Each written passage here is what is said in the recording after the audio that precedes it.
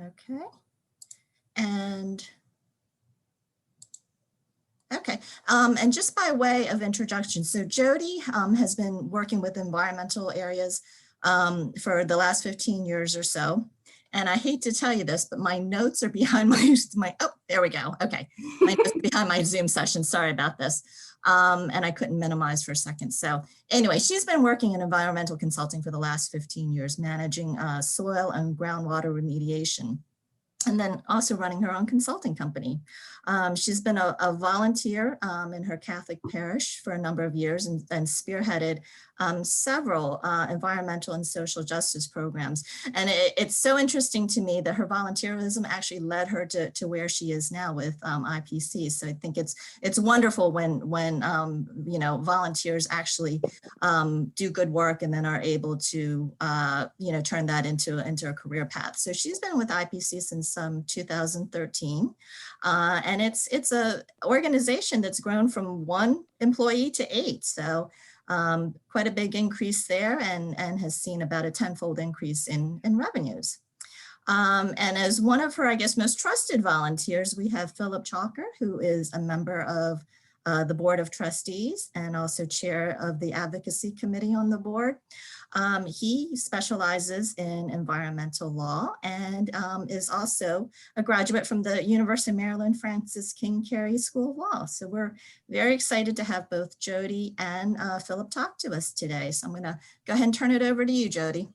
All right, great. Well, thanks everybody. And hopefully you can see that slide. Maybe Philip, you can give me a thumbs up if you could see it on your screen. Great. All right. Well, thanks everyone for joining us. And here we are the day before Earth Day. So this is kind of fun for us to be able to talk about the important environmental work that we do and really the importance of volunteers.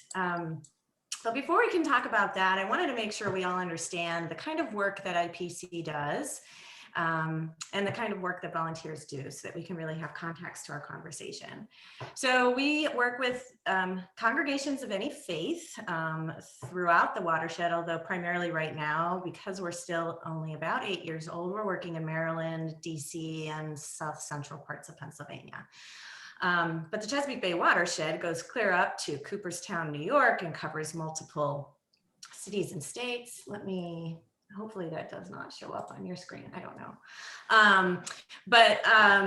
So what is a watershed? It's a naturally formed bathtub, essentially. You have the ground rises and, you know, comes up and it comes down, right? And creates mountainous areas or hills.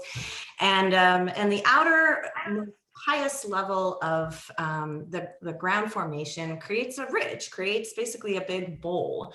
It's kind of like in your, you know, you turn on your shower and you have your shower spraying down, and wherever it hits on the inside of the bathtub, it goes down the drain. And if it gets outside the shower curtain, it's on the outside of that bathtub. Where does it go? It leaks down into your kitchen.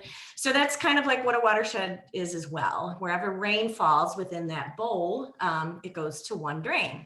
And where's our one drain? It's the Chesapeake Bay. So 64,000 square miles, 18 million people, we're all in this big bathtub together.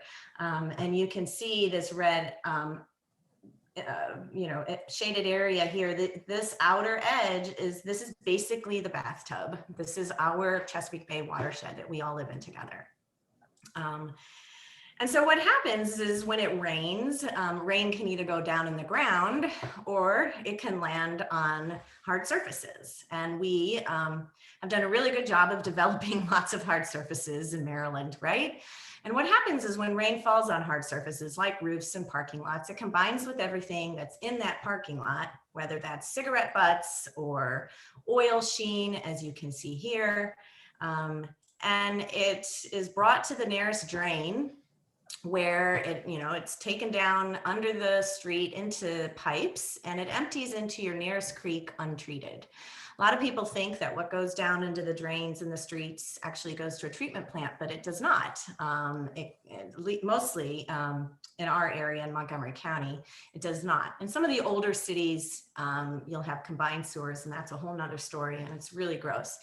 But our water is also untreated. Our storm water is untreated. And so everything kind of gets emptied into our creeks and our rivers. And it made a lot of sense in the 60s when we were designing our developments and our subdivisions, get the water out of the way, right? But it's not such a good idea as we continue to develop. And scientists are now understanding in the last 10 to 15 years the kind of harm that all this untreated stormwater runoff is creating. So here's Sligo Creek. Some of you may be familiar with Sligo Creek. And this is a typical rainstorm and all the sediment and everything that is carried down through all the storm drains and runoff and erosion and that sort of thing, and the kind of damage that it does. Not only is there a lot of silt that really crowds out the ecosystem and where wildlife needs to survive, but the mad rush of water, just that flow, can be really damaging to species. And then in the summer, the water becomes really hot because it's been flowing over asphalt and that sort of thing. And here's another view. Another thing that can happen. And this is just trash and all sorts of stuff, and obviously water came rushing through at a very high level and a high velocity and brought a lot of stuff with it. And this is actually in Baltimore.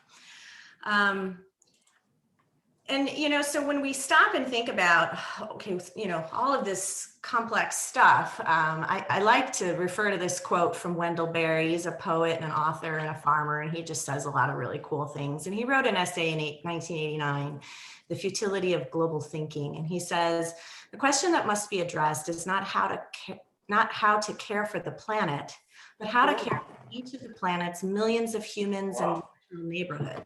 Each of its millions of small pieces of land. Down here. That's really what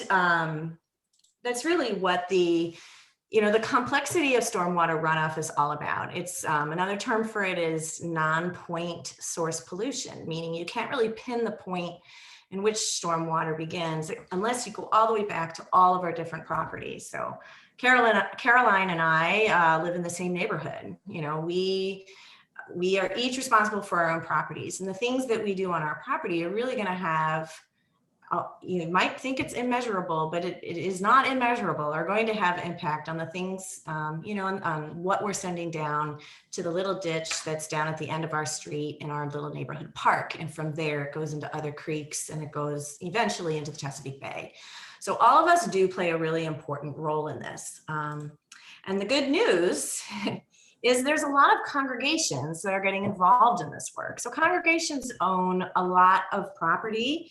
They own big parking lots, very big roofs, right? They're creating a lot of this polluted stormwater runoff without even really intending to or meaning to. It's just the way that, development occurred over time. We have a way to fix this. And in Maryland alone, there's 5,000 places of worship. Across the entire Chesapeake Bay watershed, there's about 20,000. So there's this huge potential to really begin to address stormwater runoff at its source. And so how do we do that? I'm just going to show you a couple examples of things that some churches in Maryland are doing, churches and congregations. So here's Greenbelt Community Church, and what they've installed here is a very large cistern. It's like 5 times the size of a rain barrel. It's about 600 gallons. And you can see that what they've done is they've directed the downspout from the roof into this large container. And after the storm ends, it's full of water. So they've removed that flow of water away from the drain.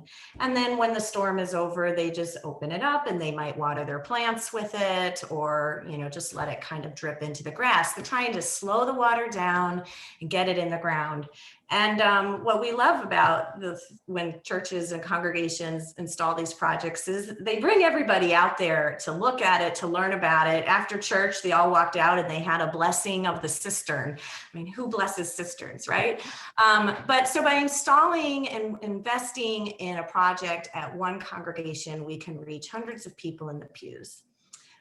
Here's Maryland Presbyterian Church in the Towson area. This is a rain garden that they're installing, and they've gotten a bunch of youth involved. So a wonderful way to engage young people. Holy Communion Lutheran Church all the way up in Falston and Harford County. Here's their church, and here is close to 100 trees. They've decided that they're going to just allow this turf area that they were constantly mowing with a gas-fired mower, and they're going to allow it to go back over to forest. And it'll take a good 10 years, but that, you know, that's something, an asset that they had that they wanted to really allow to give honor to God's creation. Here's Sacred Heart Catholic Church in Baltimore, big stream cleanup. I'm sure there's going to be a lot of stream cleanups going on in the community in the coming days. Great ways to get congregations involved.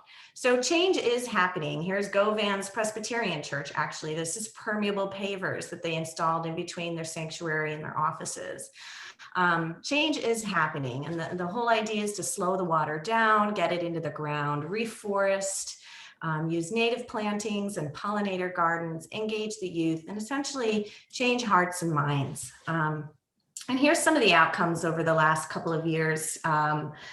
You can see from 2016 up to about a year ago, we had grown from around 4 acres of treated. What we mean by treated is converting that acreage of impervious surface into either permeable or redirecting that storm water into something that gets down in the ground or into a cistern or something.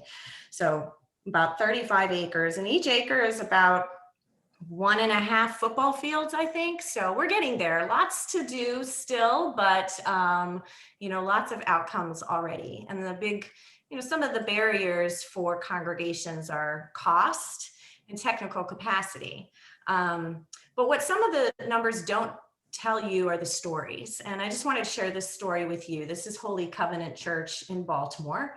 Bernadine Coates was a real motivated, inspired lady who had was going through Master Gardener training and had come across us and really thought there was more that her church could be doing.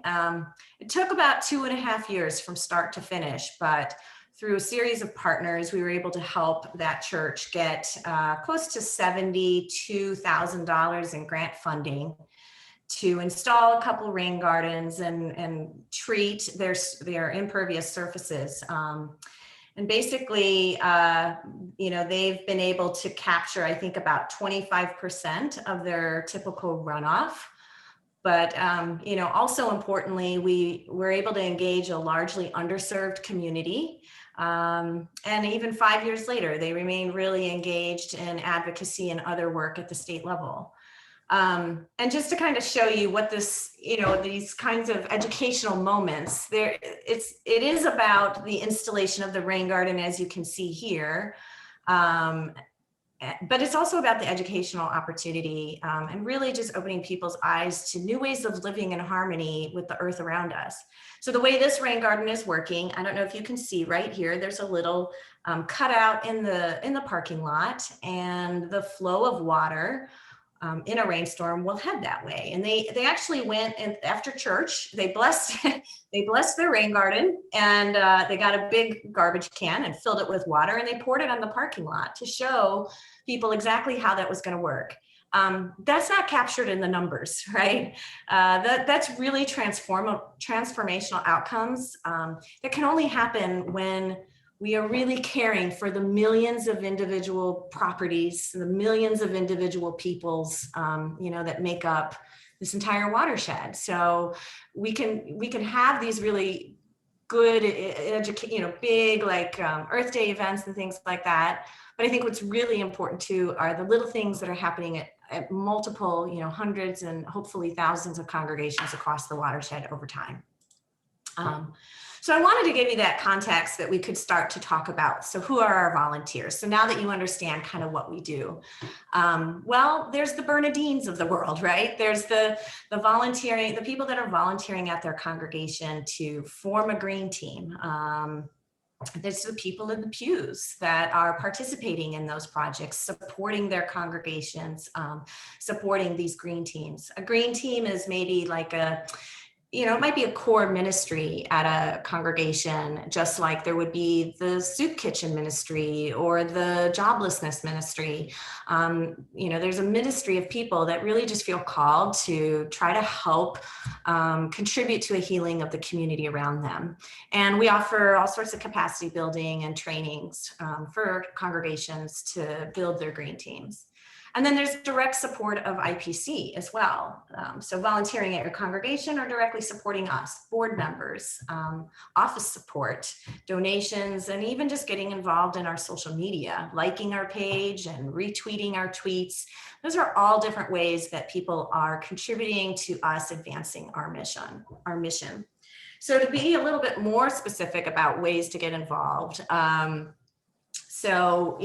building a green team is really key.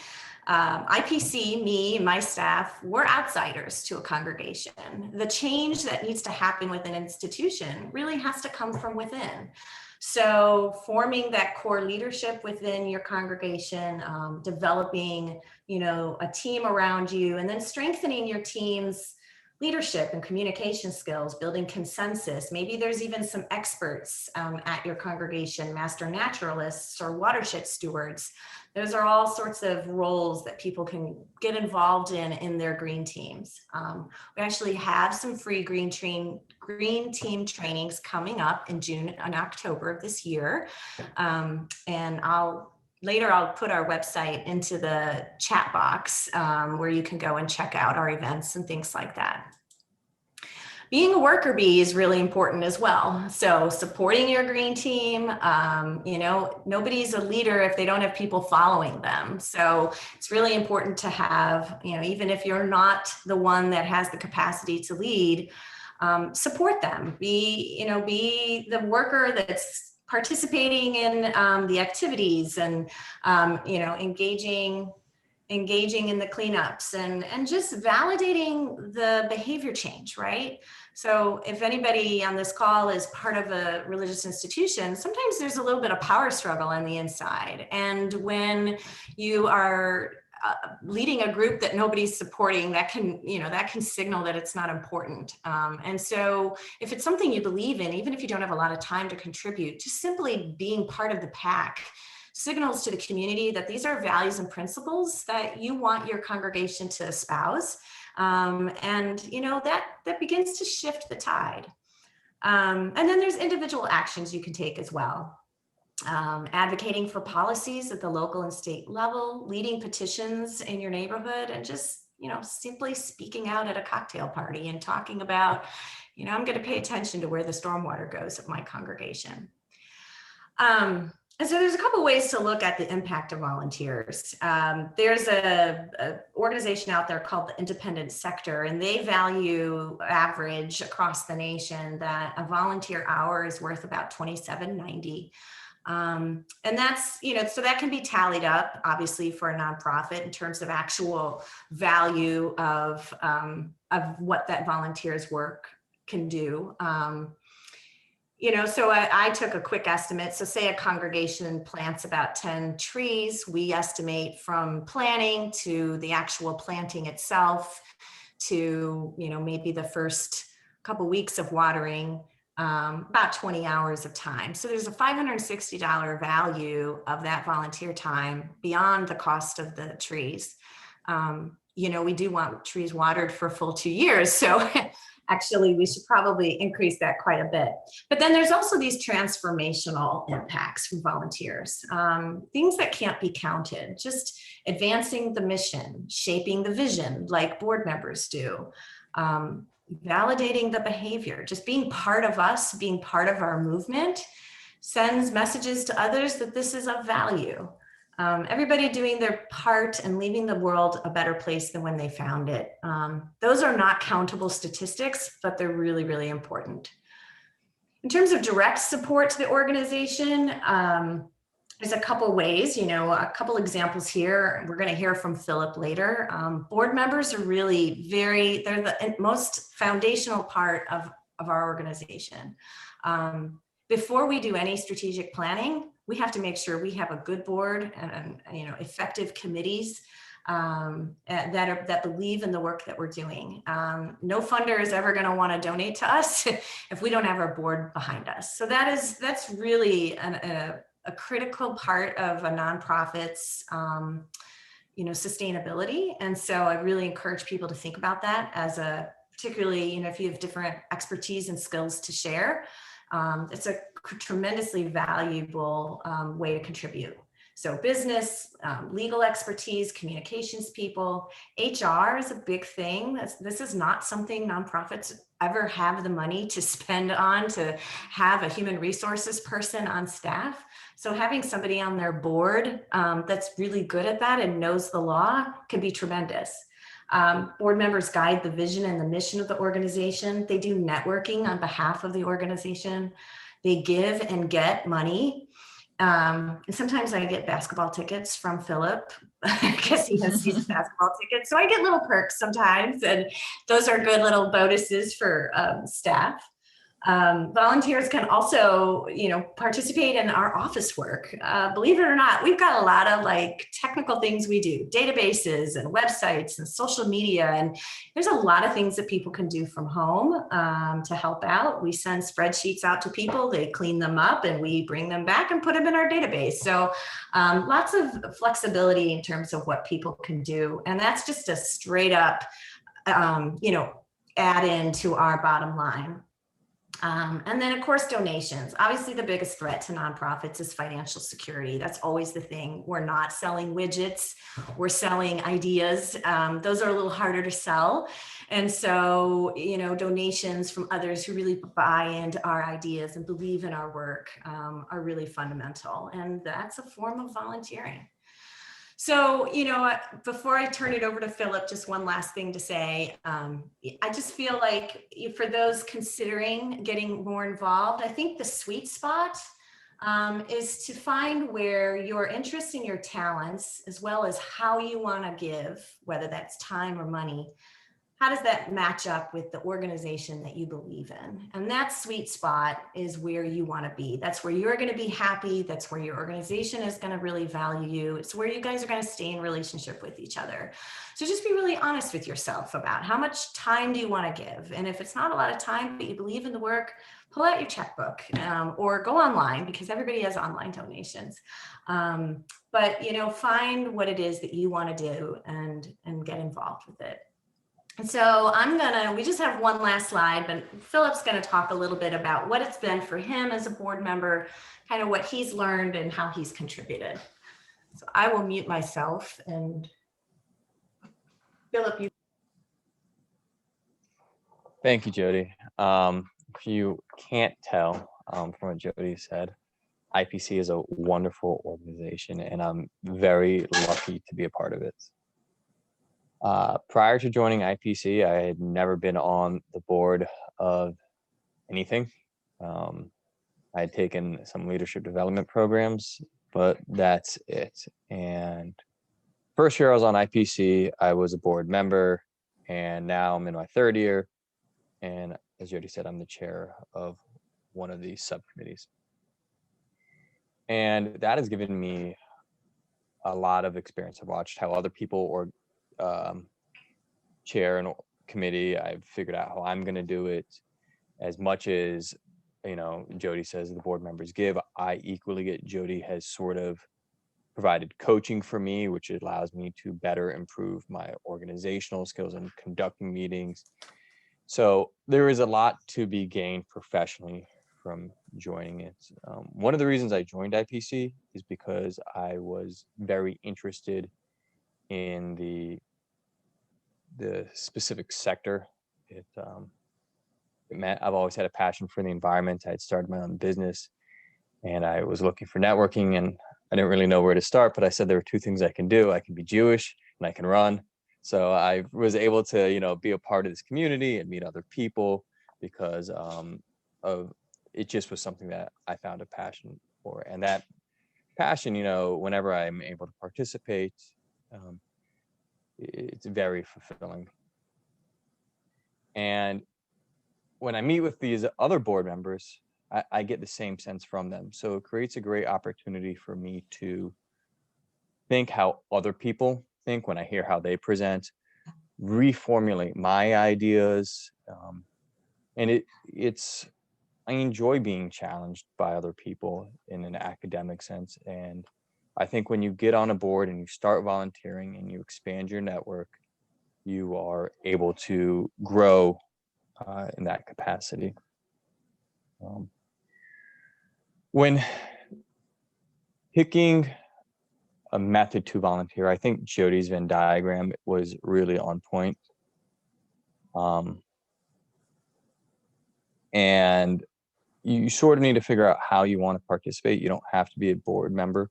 You could be a regular volunteer. You could come in and out. And I think you need to have an honest conversation with yourself about your time constraints before you approach the board, so that when you meet with them in the beginning, you say, what are you expecting me both in content and in time, so you can figure out if this is the organization for you, or if it's not or if it's the right role for you, because it may be the right organization, but it might not be the right role.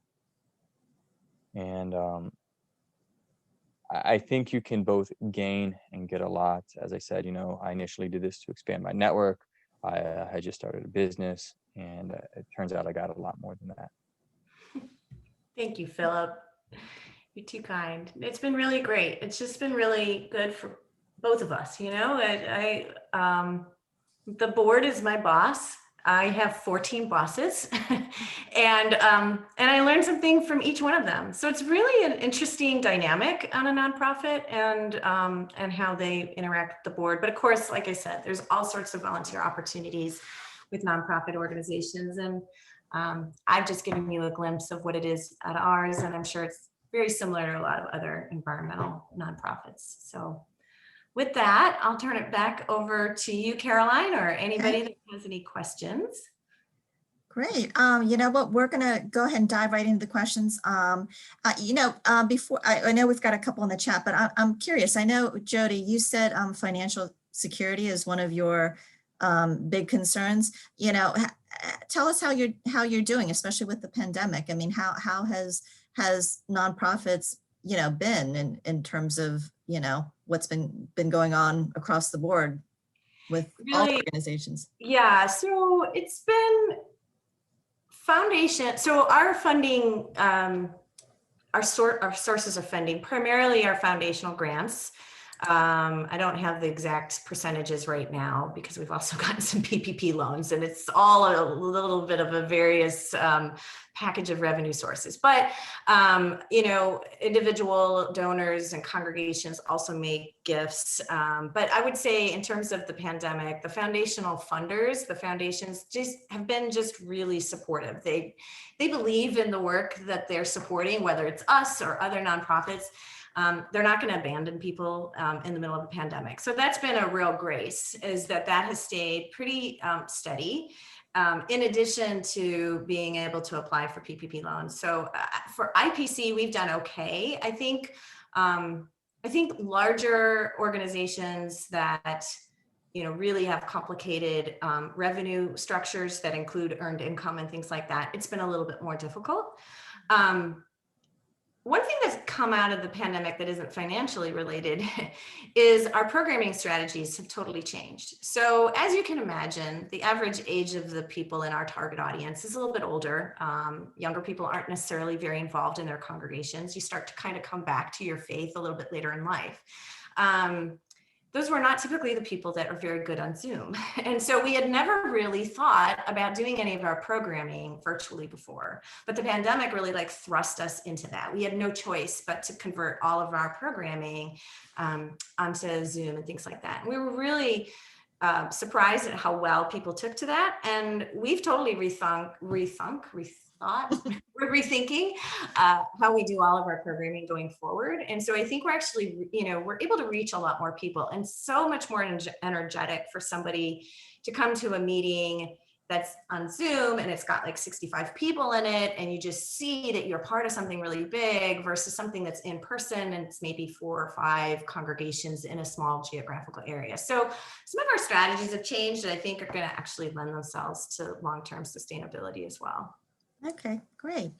So we've got a question in the chat regarding, is there one place to check online for where local cleanups are happening in the area? If you're not a member of a church. And Yvonne, feel free, Yvonne is one of our board members, and feel free to kind of expand on that if you know, if you want to ask a little bit more on that front. But Jody, is there a place we can go to learn about where these cleanups are happening? So there are a couple that are doing lots of them right now. So Project Clean Stream, if you Google that, and I don't have the website at my fingertips, but Project Clean Stream, which is organized by Alliance for the Chesapeake Bay, has hundreds of cleanups going on across the state right now. Rock Creek Conservancy here in Montgomery County area, Muddy Branch Alliance, they're probably hosting some things. And the Ferguson Foundation, what's Alice Ferguson Foundation? They often do a series of stream cleanups around this time of year as well. And we can certainly compile that and send that in an email Yeah, I'm for happy anyone who wants to know. Yeah, I think that's, I'd be interested in that myself. There's a question to Philip. Can you share the process of getting onto the board and what the application process is like? Sure. So I'll tell that, and then I'll add a little anecdote, and I'm sure Jody will fill in the rest, because I don't think I was the typical board member. When I joined, IPC was looking for an attorney. So they reached out to the Chesapeake Legal Alliance, who's a nonprofit organization that seeks volunteer attorneys for various environmental projects.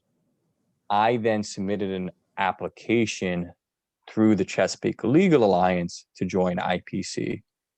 I don't know if CLA pre-vetted it before sending it to the Interfaith Partners for the Chesapeake or what, but nonetheless, Jody and Al, who at the time was the in charge of the board, reached out to me.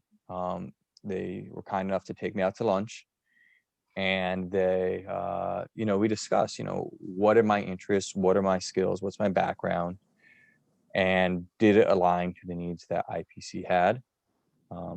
They believed it did, and hopefully they were correct. And I became a board member. And then, I was sort of eased in first, as I said, as a member of a committee before becoming the chair. As for a recent board member, one thing I forgot to add that board members can bring is their own networks to IPC. This board member is also an attorney, does a different area of law that I do. And I said, hey, Roy, I need you to do something for me for a nonprofit I am. Would you mind checking over this document? And of course, he obliged. And that's how IPC became aware of Roy, and Roy became aware of IPC through that connection. So in that instance, they already had a direct link when they asked Roy to be on the board. Roy is on the board now. Right. Yeah, I mean, there's a little bit of vetting that goes on, but not like really extensive. And, we want to make sure nobody is in the news for things that we don't want to be associated with, is kind of one of those things. And then, it's getting to know them. And then we usually have an idea of what we need that person to do. I mean, it's not just a body in a boardroom. It's, we want you to chair this. We want you to build out this thinking around this strategy. We really are interested in the connections you have in Baltimore City. And are you willing to bring that to the table? And so we do kind of be clear up front about what our ask is. I mean, much in the same way, when you sign up for a stream cleanup, you know exactly what you need to do. You should probably bring some heavy gloves in case you run into some hypodermic needles. You know what you're getting into and you're committed to it. And I think it's really important with a board relationship, especially if people are considering that, to make sure you're asking those questions when you're considering an organization. So you know exactly what they need from you. And if they're not giving you a clear answer, they might not have a really good plan, and you may not necessarily have a great experience with that. Thank you. So Jody and Philip, what do you think is the most effective means of getting volunteers involved? I mean, I know you've got your website and you've got outreach, but what has worked best for you in terms of really kind of getting people involved and then doing repeat volunteerism with you? Yeah, so I think it's time consuming and as much of a long game as it is, it's really about relationship building. So we have what we call outreach coordinators, and we've got about 3 or 4 of them spread across Maryland, and they cover different regions like a real estate agent would or something. And they really are out there in the community. They're meeting people, well, when we have community events, but, you know, they're out at the Green Fest of Montgomery County, and they're, you know, they're participating in the summer concerts, and they have their informational tables, and they're meeting people, and they follow up with people, and they build relationships with people. And because of the way that we're designed to engage a congregation that then is a channel for a whole bunch of other volunteers, we're built a little bit differently. So we're trying to build a relationship with 1 or 2 or core group of people at a congregation, and then thereby having access to hundreds of people at that church. But still, it comes down to the same thing. It comes down to relationship building. And in communities of color in Baltimore City, and, you know, let's not forget the most segregated hour in the United States is still by and large Sunday mornings. And so there's a lot of ways that we reach out to Black churches to really over time build relationships with them. And we're able to then engage an audience that might not normally be involved in the work that, you know, in Chesapeake Watershed Conversations. There's a really cool project going on in Baltimore City with Still Meadow Community Fellowship, an all Black church that, you know, we all heard when Ellicott City was flooded. At the same time, this community in West Baltimore was flooded, but we didn't really hear much about it. And that's the reality that a lot of, you know, underserved, I should say, communities face.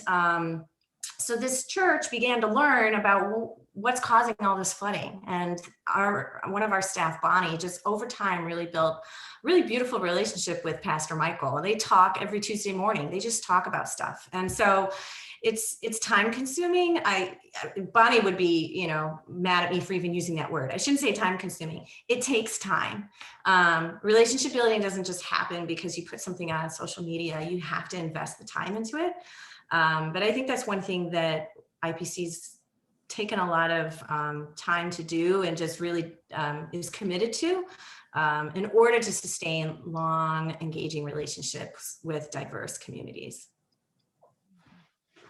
And can you speak a little bit about how many environmental groups there are locally or in Maryland, how the Chesapeake Bay is doing, and, you know, and do you have any metrics for measuring kind of, you know, obviously the health of the Bay is being measured, but, you know, metrics within your organization in terms of your goals and how you're meeting them?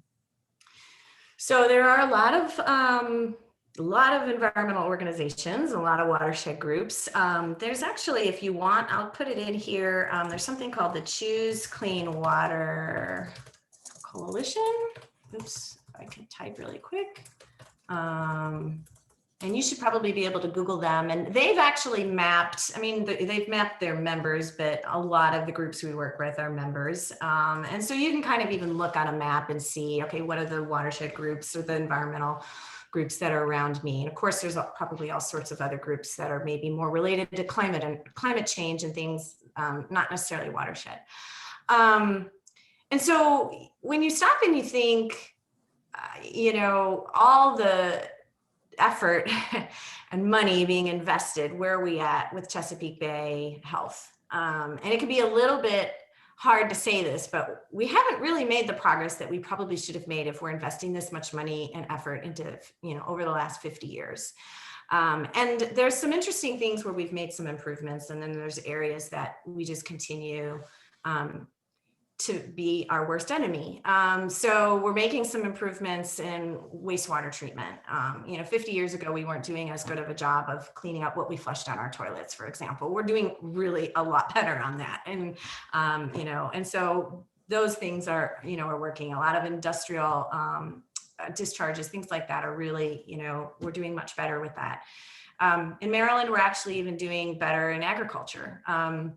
The area that's still increasing is sources as you know, stormwater it's because we keep developing. So our sources of stormwater pollution are increasing. And those are, that's the excess nutrients and the excess nitrogen and stuff that eventually creates the algae blooms and stuff that we hear about in the news. So we're not advocating for everybody to stop developing, because that's just not going to happen in the United States. But there are ways to do it where we can still honor our responsibilities as citizens to do the right thing and reduce our stormwater runoff. A lot of local ordinances now are requiring that if you do any kind of new construction, you have to capture at least 50% of your stormwater on your property. So this is starting to get baked into our laws, of course. Maryland's very unique in that there aren't, there's a lot of counties that it's very organized in that way, but like all these counties kind of have their own rules, and the further out you go away from these urban centers, the less, aggressive they are with stormwater. So, we've got that fighting against us too. But for us, like how we measure our success, we measure our success by how many people we've reached and the kinds of projects they've done. So I showed you the one metric, which was 35 acres of improvement, and we kind of just keep watching that. We just want to, keep engaging that higher and higher, the number of congregations we've engaged, and then the number of people that we reach. And so based on the number of congregations we've engaged, we estimate we've reached probably about 150,000 people in the pews by the work that we do. And we have to just kind of hope that the things that they're hearing from us are new and different, and maybe sticking with them. Great. And feel free, we're a small group tonight, so feel free to take yourself off mute if you want to chime in with a question. But, Jody, I'm really curious, for myself, fertilizer, I know it's bad, but, we had this battle, I guess, with the perfect manicured lawn, and so talk me through that. Well, maybe I should put my husband fertilizer on, because my husband is the organic lawn really? So fertilizer, actually, so there's a difference between like pesticides and fertilizer. Pesticides, really bad. Try to avoid pesticides. Don't worry about you're just going to have to deal with the weeds. Like, we have to rethink what's beautiful. We have to, reteach ourselves what is something we're proud of. And, there are some laws that are coming down in the state of Maryland that are going to really start to guide that. Of course, here in Montgomery County, you cannot administer cosmetic pesticides on your lawn anymore, that kind of thing. So there are some changes that are happening, and it's always shocking to me to learn about, studies of pets and stuff that are really inundated with cancers and things because they're walking all over these treated lawns without any kind of protection. And so I think that should make all of us wake up. But in terms of fertilizers, there's a couple different schools of thought, and it's not all fertilizers are bad. In fact, if you really are committed to turf grass, it's good that it grows and doesn't become just dirt that then washes off and becomes sediment and stuff in the stormwater, right? So if your grass is growing, then the dirt isn't rushing off.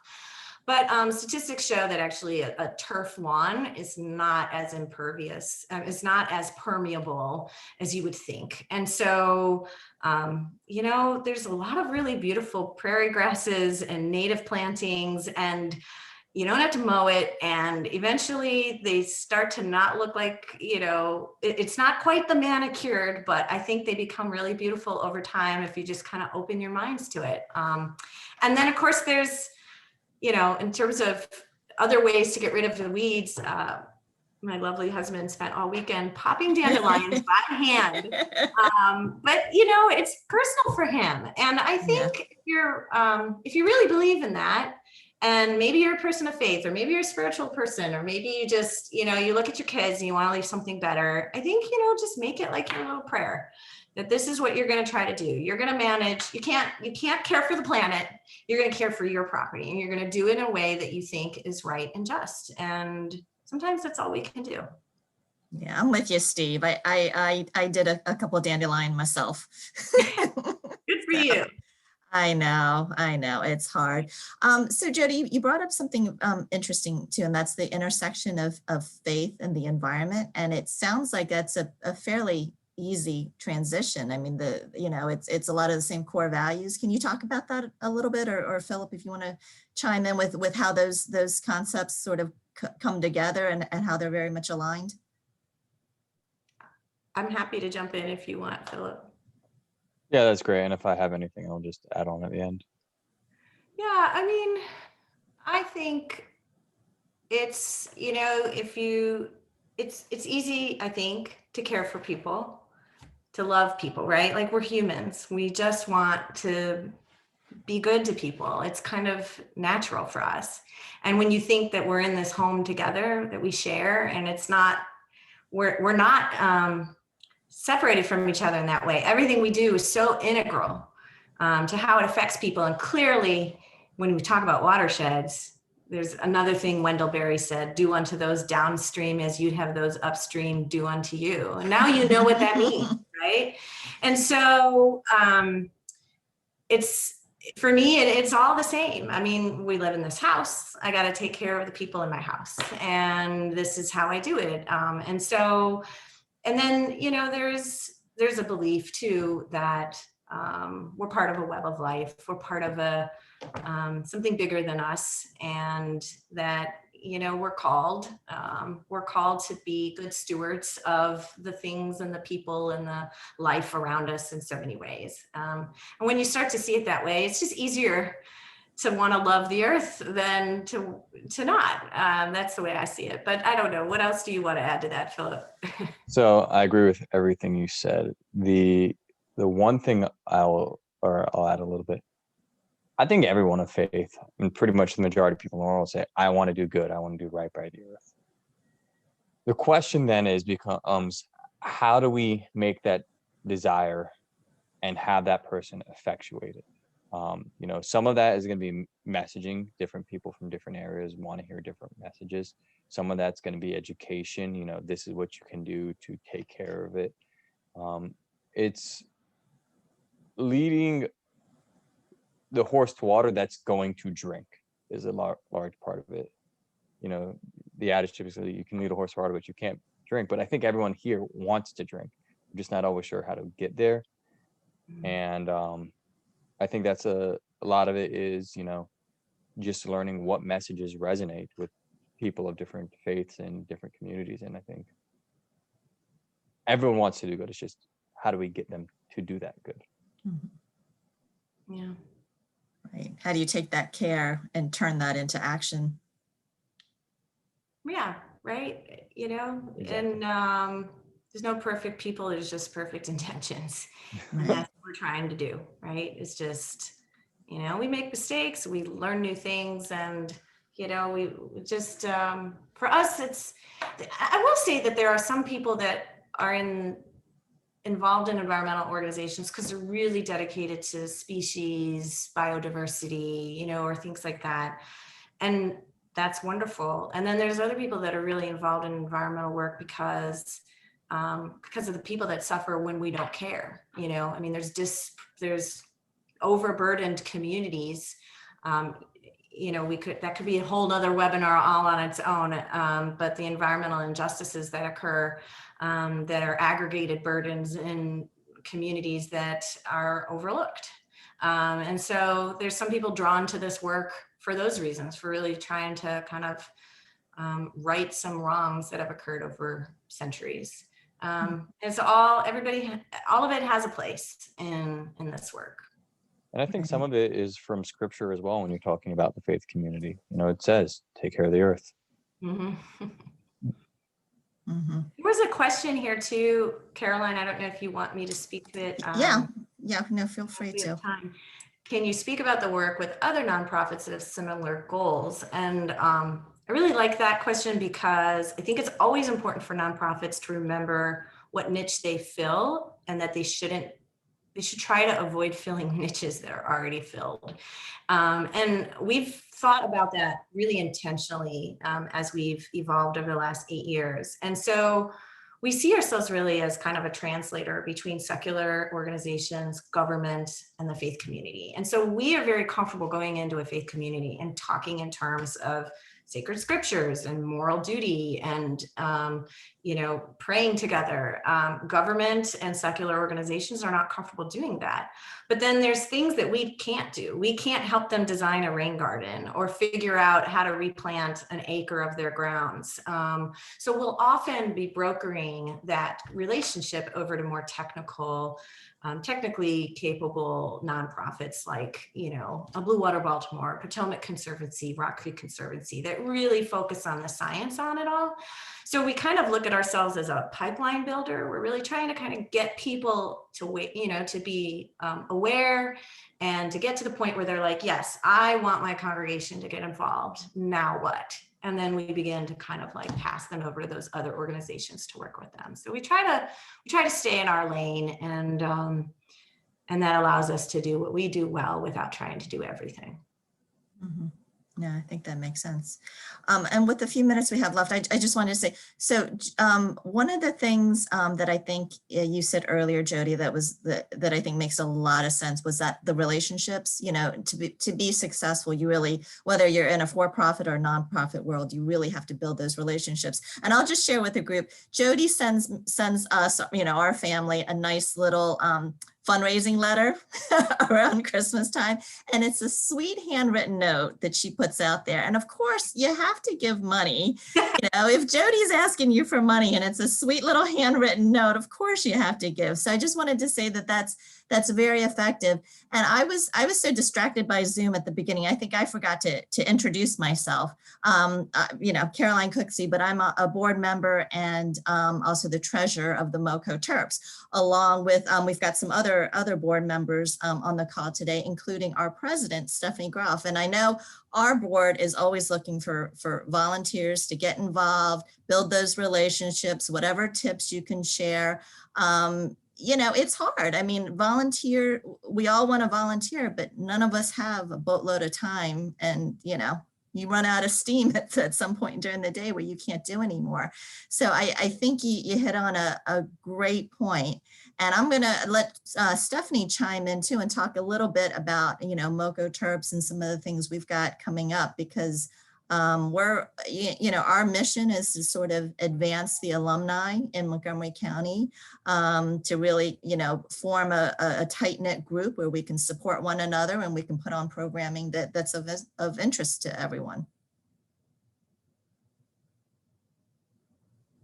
Sorry, I unmuted myself and then my husband shouted, "You're up," from the other room. So but thank you to Jody and Philip for speaking to us tonight. It was super interesting and definitely something that I don't know a lot about. I do know about boards, but in the alumni context, not anything environmental. But I did just put in the chat, if you are interested in getting involved in, say, the Alumni Association Board, Montgomery County is looking for new board members. So make sure to apply to the Google Doc I just sent around. We're taking applications until next Friday, April 30th. If you have any questions or you're not sure you really want to get involved, always feel free to reach out to us. I'll also put our email and we'll send a follow-up email to you guys. But we're just mocoterps@gmail.com. And if you were checking the chat, we have our next event is actually next Tuesday about plants. So we're keeping up with an environmental theme. It's called The Mighty Power of Plants. It's part of the Alumni Association's SOS series. So this one will be a little more casual, where come with your questions, your tips, but we have an alum and professor in landscape architecture who will be there to answer any of your questions. Anything you have, and doesn't have to be a plant expert. My plant expertise is Animal Crossing, and that's about it. But I'm willing to learn more. And our second event next week, we're partnering up with Howard County, and we're doing a virtual beer tasting with Jailbreak Brewing Company, which is in Howard County, kind of near the line of PG County. But also make sure to register. When we send a follow-up email, we'll have that link for you guys too. But thank you again to Jody and Philip and Caroline for emceeing, and just to thank you for being here. I know we're all very Zoomed, Teams, Google Meets, WebEx, all of the above out. So hopefully in the summer we can gather outside and maybe we can do a cleanup or something and work to better the environment.